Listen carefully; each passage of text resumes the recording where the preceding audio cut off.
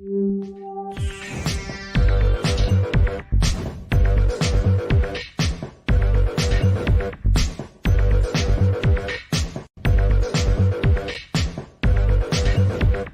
everybody, welcome to the show. You know where you are, the 9 at 9 with me, Tigo. And you know if you're sitting there right now, it's 9 o'clock in the morning Pacific time, and we have an amazing expert coming to the stage.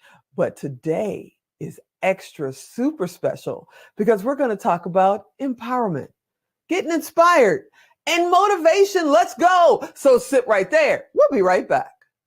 Expert Talk is sponsored by Pod Nation TV, the podcast to broadcast network.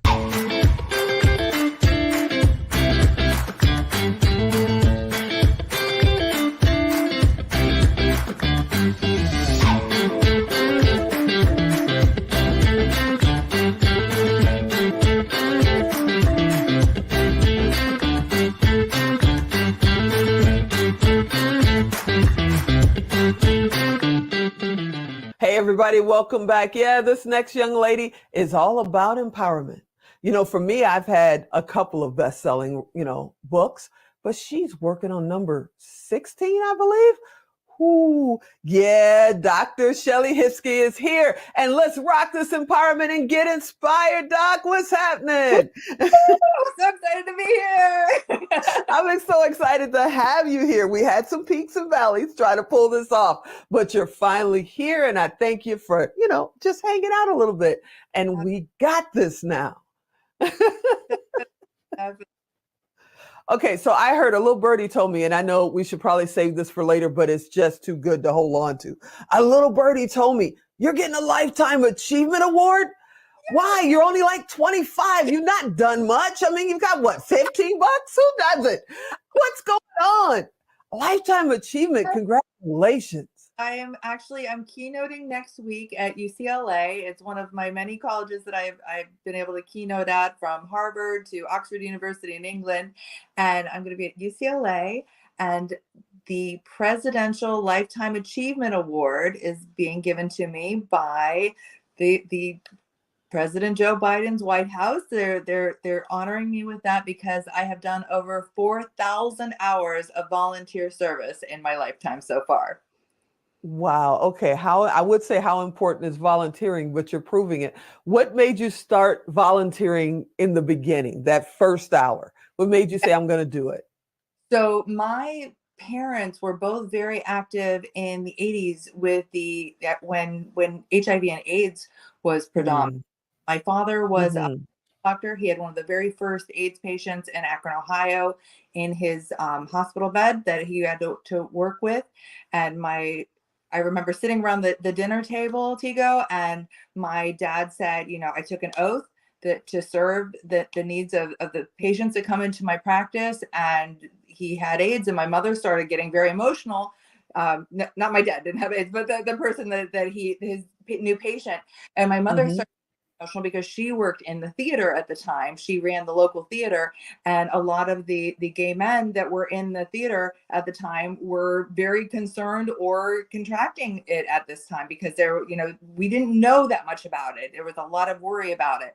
But my parents both came together and we said, go do this, Dad. We came together. We helped to build Micah House there in Akron, Ohio. And wow. Since then, we would go, and my mom would take the guys out for dinner every Wednesday night, and we would make huge Thanksgiving dinners for them. And I would dress up in a little elf costume and pass out presents at Christmas time. So it really became a part of my life at a very, very young age.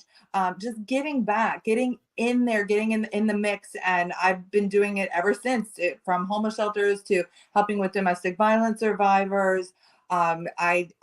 It's very much on my heart to give back. I'm very much a servant leader. Well, I want to thank you and your family because I remember the 80s very well, lost a lot of friends. Yeah. I actually remember sitting on a stoop at a brownstone in San Francisco and seeing the quilt march for the very first time. I think there were 12 patches.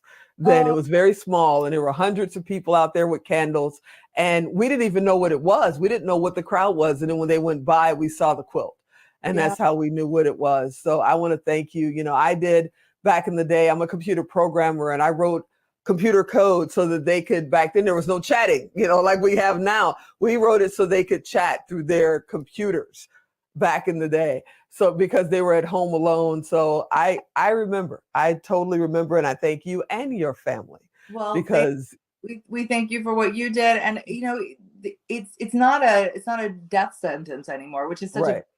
to be able to say, because there was the education and those type of things, and the medical progress.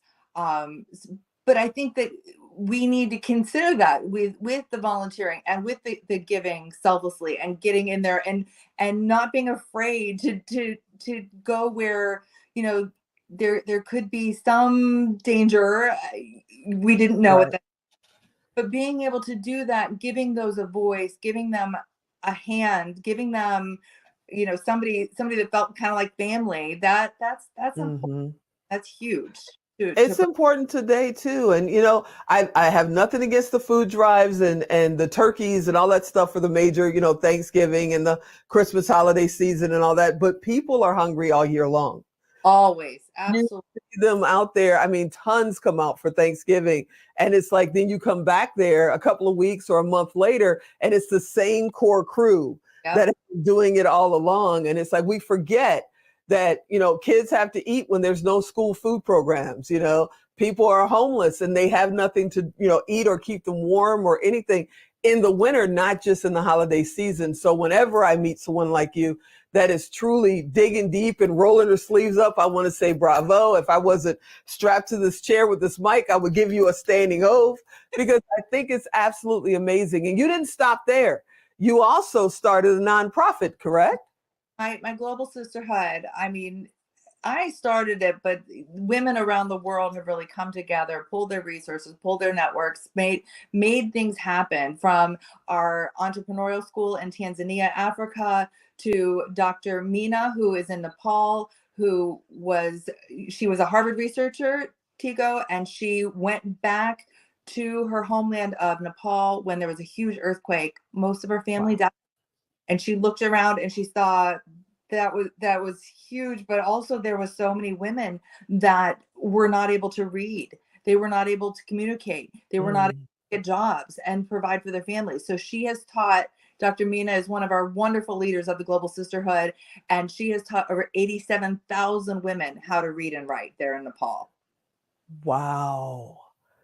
Talk about, that's an achievement. Wow, that's absolutely amazing. So I've got to ask before I get any further in, I always talk about fear. I always talk about what's stopping you. You are taking on the world. Are you afraid of anything? Oh, am I afraid of anything? Yeah, narcissists. I'm with you there, Doc. I'm with you there. Crap out of me. I love it. I love it. You have written 15 books. I have. And they're more than 10 pages in a cover, right? Yeah. Oh, yeah, absolutely. Yes. Wow. I started back, I was a tenured professor for a decade. And so I had my undergrad and my doctoral students. It was very publish or perish. So I got in there, I was writing textbooks, I was writing a lot of, I went into the bestseller type of inspirational books, really because I met one woman who changed my life. And so it just really spiraled from there. I met Clarelle Radicella, God bless her soul. She's up in heaven now, and she's one of my angels that's helping me with all of this.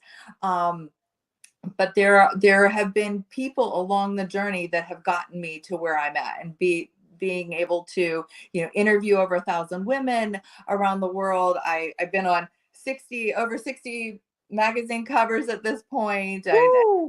Forbes, and I do a lot of different things, but it wouldn't have been possible without the amazing angels and people that have helped me along the way.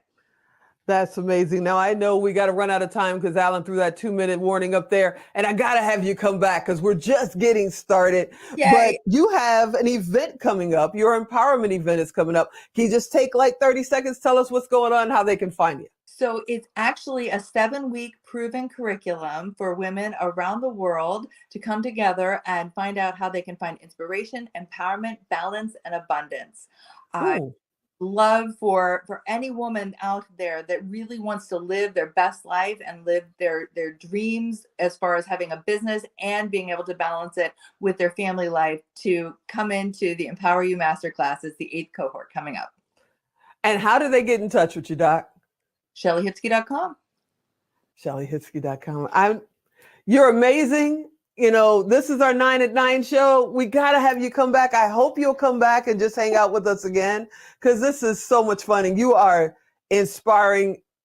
I'm thinking millions. I'm just going to put it out there. You are inspiring millions. I thank you so much for being on. Thank you. Hey, everybody. Okay. Don't look at me like that. I got you. I know you're probably driving or you're busy at work and you didn't get how to get in touch with Dr. Hipsky. Very easy. You know what to do. Go to tigodirect.com. Type in Dr. Hipsky. Type in inspiration. Type in motivation. She's coming up. Don't worry about it. And reach directly out to her. It costs you nothing. It costs her nothing. It's our way to connect us and make sure you guys can reach out to all of our amazing guests. All right. I hope you enjoyed this episode. I know you did. You know I want you to come back next time. And as always, I'm Tigo. I'll talk to you next time.